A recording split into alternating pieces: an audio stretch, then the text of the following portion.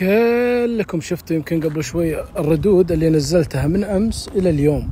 تقريبا أغلب الأهالي يطالبون في المنتزهات تكون في دورات مياه تكرمون، تكون نظيفة وتكون يعني موجودة في كل المنتزهات اللي موجودة عندنا في حفر الباطن. تقريبا أغلب المنتزهات اللي موجودة ترى بالحفر للمعلومية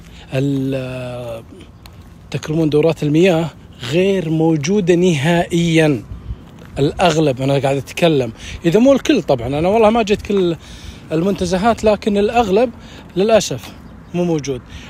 أنا أمس قلت فكرة صراحة، الفكرة هذه أنا شفتها في إحدى الدول، لو تكون كمناقصة مثلا المنتزهات، مثلا المنتزه خلينا نقول الخيلان، خلينا على سبيل المثال، أو هلمول أو أيا كان، تكون كمناقصة لإحدى الشركات، يكون في متعهد يجيب عمالة تنظف الدورات المياه، تكون موجودة بشكل يومي، دوام رسمي يعني للعمالة، يكونوا متواجدين في دورات المياه تكرمون حتى يتم تنظيفها بعد دخول أو خروج أي شخص من الأهالي.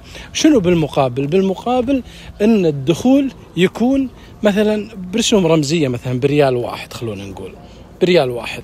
هذه أنا شفتها صراحة بكذا دولة موجودة، مثل جورجيا، مثل ماليزيا، مثل دبي. حتى دبي ترى على فكرة موجودة هناك عند الشواطئ، تدخل مقابل درهمين أذكرها.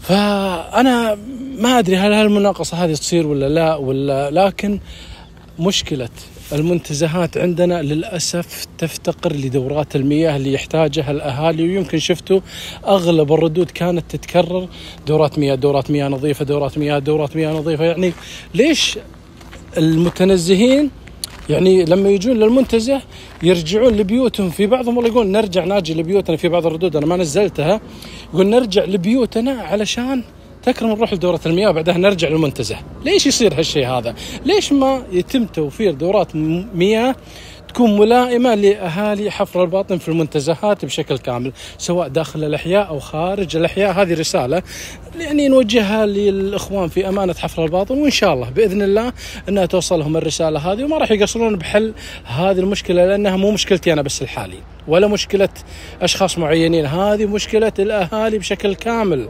يحتاجون تكون في دورات مياه في جميع المنتزهات بشكل نظيف ولائق.